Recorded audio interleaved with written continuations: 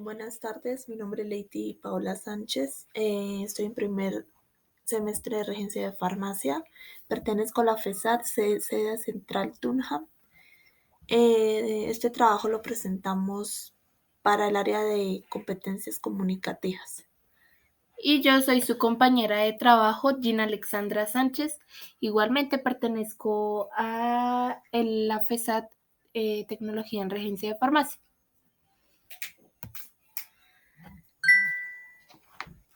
Entonces, vamos a explicar acerca de la web 1.0, 2.0, 3.0 y 4.0. Eh, La web 1.0 nace en 1990. Este era un sistema sencillo conocido como HTML, que era el lenguaje de marcas de hipertexto y era un componente básico de la web. El significado y estructura del contenido de la web se daba por almacenamiento de archivos, el cual era diferente a hoy en día. Se busca que los archivos pesen lo menos posible y que este se almacenara en la base de datos externa. La web 10 almacenaba todo dentro del propio servidor, por lo que el tiempo de carga resultaba ser a veces tedioso.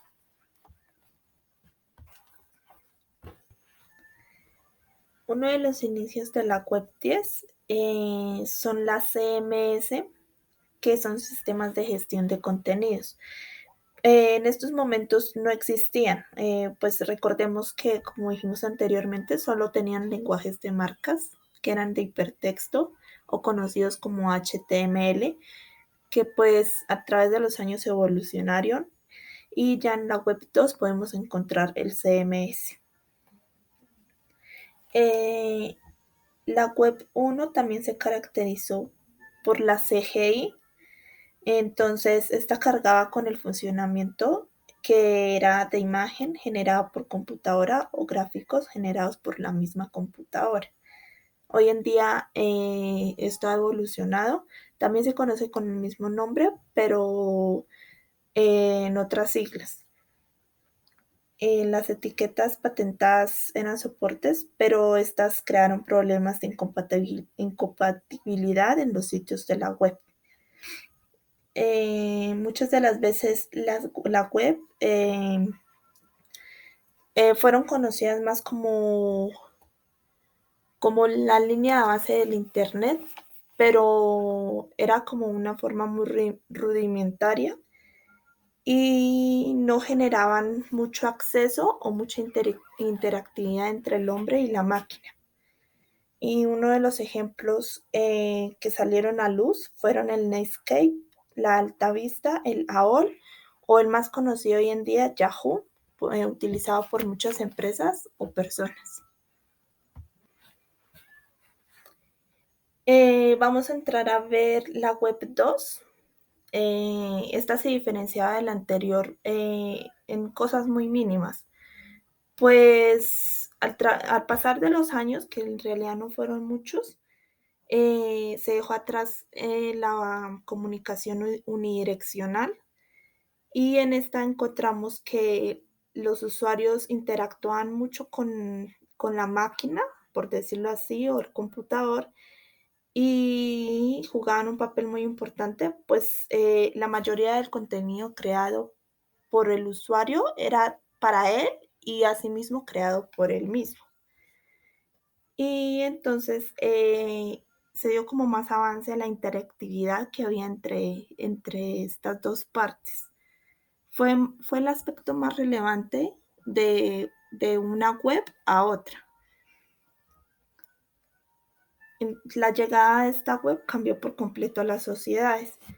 Pues como lo decía anteriormente, en esta sí teníamos CMS, que eran los diseños de administración de contenidos de una página web que se optimizaba y mejoraban mucho los diseños de las páginas y de ahí se dio pie a lo que hoy en día conocemos como User Experience o UX, el cual hace referencia a la interacción de personas con máquinas.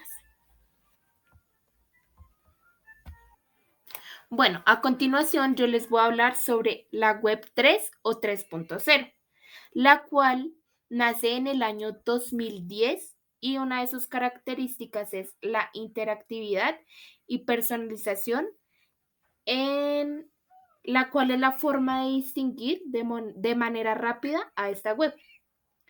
Una forma rápida de interactuar es la nube o la que conocemos como almacenamiento de información. Hoy en día, pues el usuario es el dueño del 100% de la información que se maneja. Las páginas web, estas bases de datos en la nube, como ya lo dije anteriormente, almacenamiento de información, tienen el nuevo método de añadir contenido semántico a las páginas web. Ahora bien, ¿qué es el contenido semántico? Es el idioma en el que se escribe la información que los usuarios añadimos a la web. Unos ejemplos claros de la web 3.0 o 3 es el RDF, OWL o XML, los cuales se traducen a través de información brindada por el usuario como formularios, imágenes, catálogos, etc. El RDF es el que permite la interoperabilidad entre aplicaciones que intercambian información comprensible. El OWL es el lenguaje mediante el uso de esquemas de REDF para representar el contenido de los datos. Y el XML es un lenguaje marcado similar al HTML. Y finalmente encontramos la web 4 o 4.0, que nace en el 2016. Esta es una web futurista o etapa del Internet, la cual conocemos hoy en día como inteligencia artificial. Grandes empresas que se conocen hoy en día por ser muy famosas, como lo son Microsoft, Google o Facebook, se están basando en las tecnologías Deep Learning, Machine Learning, para desarrollar sistemas de información, las cuales funcionarían de una manera similar al cerebro humano. Y finalmente, como ejemplo de esta web, tenemos las tecnologías como Siri, Cortana o Alexa, las cuales se basan en este tipo de sistemas. Muchas gracias por su atención.